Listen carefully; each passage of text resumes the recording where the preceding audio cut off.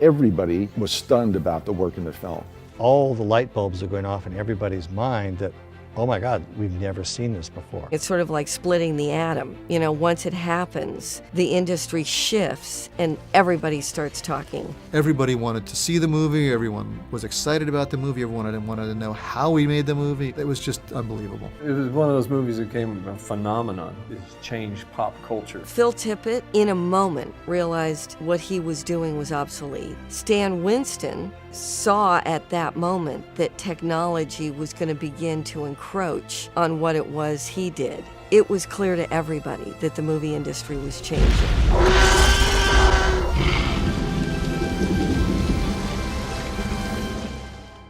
ILM was in a building that they're not in anymore, but it was basically a warehouse building that was in San Rafael. It was always interesting because when you took people to ILM, I think they had in their mind that they were going to see something that was like magic. And in fact, it was a lot of guys sitting in front of computers. ILM was not really a production facility. That's what I love about it. It was really a lab, you know. We were inventing, we were experimenting with things. It was total Frankenstein shop, but digital. To us, it was just exciting. I mean, to us, it was kind of that rush of, yeah, we're doing something that's so incredible that nobody's seen before. It was a pretty small cadre of people that had worked on shows like we were working on and had done the kinds of things we had done. We'd done a few really neat things. We'd done Young Sherlock and The Abyss. And we took on Terminator 2. Nobody saw, when they saw T2, what was actually going on in that show that could be applied to anything. But Stephen came up with the idea of, well, I think, you know, let's go ahead and let's do Jurassic. The time's right, I have a slot. But he wasn't thinking of CG. Dennis Muren took us all out to a lunch, and he said that Spielberg's coming up with this film, and it's going to be stop motion. Tippett's doing all the work. And would it be possible to add motion blur to the stop motion data? So Mark and I batted up right away. Why don't we just build the whole damn thing in CG? Oh, no. No, you can't do it. I immediately stuck up my arm and said, hey, come on, digital dinosaurs.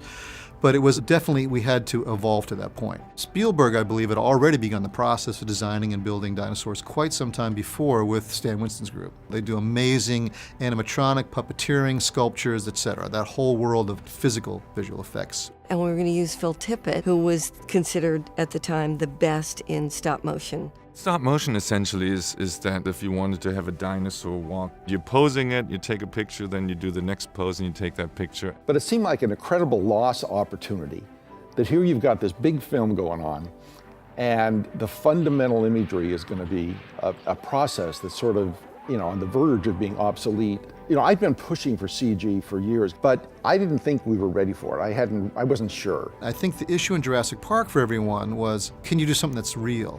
That's alive, that's breathing, that sweats. So there was a lot of doubt about that. You know, stop motion was sort of a well-defined process. What Stan was going to do was well-defined. We were just kind of coming in and saying, well, what if we can do this? Wouldn't it make a much more dynamic film? We told ourselves, if we don't try, we're idiots. Myself and Spaz and others too, we were believers.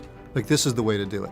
The boat had left the harbor already, you know, kind of thing. We were doing stop motion, right? We were going to be adding motion blur to it. So I secretly started to build a set of T-Rex bones. Steve Spirit was a little bit of a rebel. He said, well, let me just try it. I don't care if anybody officially says we can do this. Stefan, let's just do this. And I worked with him doing the part of the lighting and shading and rendering. That was done after hours, and Spaz did most of the early work entirely himself. We would just talk about it, look for references, look for ideas, talk about what we're trying to do.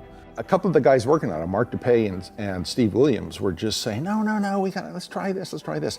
And they were sort of working in the back, and I was saying, guys, don't do this, you know, Phil's my buddy, he's got the job for everything else, you know, and just let this play out, thinking that eventually there might be a sea change on the show. So I built these set of bones, I had a walk, and I knew I was not going to be allowed to show it. Kathleen Kennedy and Frank Marshall were coming up, and I knew they were coming up on a Monday in November of 1991.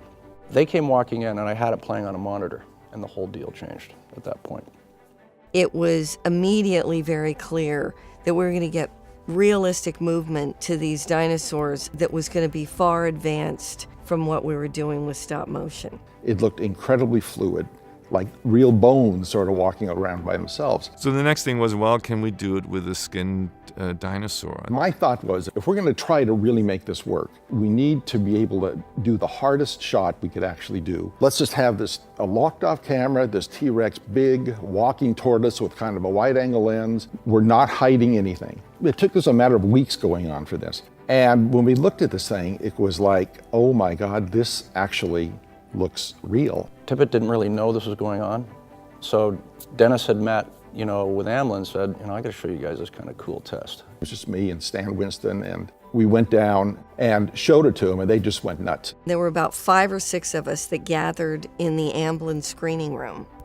And Dennis brought down the film, and it was one of those incredible moments. Every now and then when you're involved in an industry, something happens and you know that it's just incredibly groundbreaking and it's going to change everything. And this was one of those moments. Every single one of us jumped to our feet because we couldn't believe what we were looking at. And Stan disappeared for like 30 minutes. I still don't know what Stan did for the 30 minutes afterwards. But I think what he did was he saw this amazing thing and ran out to the telephone or something and said, we got to get into this business, this computer business.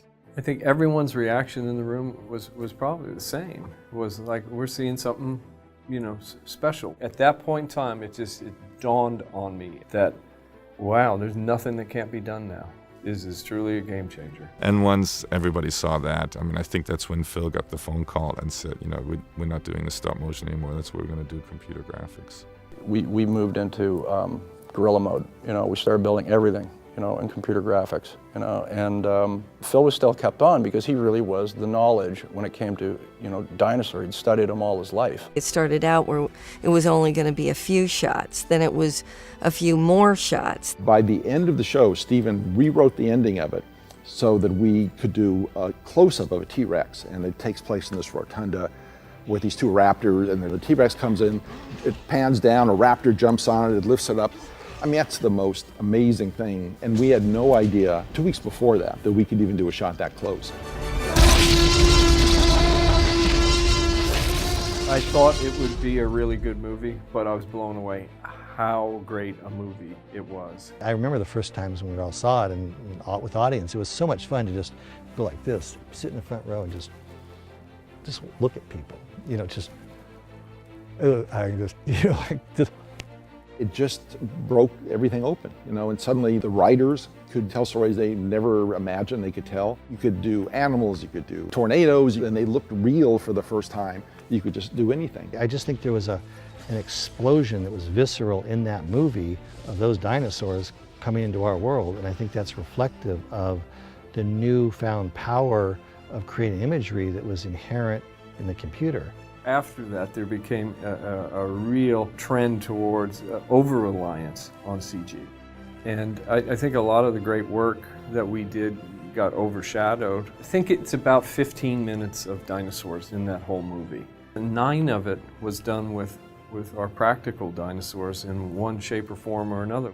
It's not to take anything away from what great CGI work was done and how groundbreaking and how game-changing that was. But no one really saw any of this coming, There was just a few of us that really knew it was really time to do it. But we were mavericks at that time. We really thought that always question established system, and had we not done it then, it probably would have happened in 5-6 years. People did come to Industrial Light and Magic, filmmakers, when they wanted to do something which had never been done before, and that was very exciting to be at that edge. It was a special place to be in. It was a very creatively fertile environment. They let us just go nuts. That helped us to be able to do things like Jurassic Park. Myself and Steve in particular, we were just, planting the flag. Come on, guys, this is a chance we can do something unbelievable. That was kind of all we were doing. You had to be arrogant about it because had we failed, it would have been the end. There was no room for failure at this point. I love the term, you will never. If I listened to you will never, T-Rex wouldn't have been built.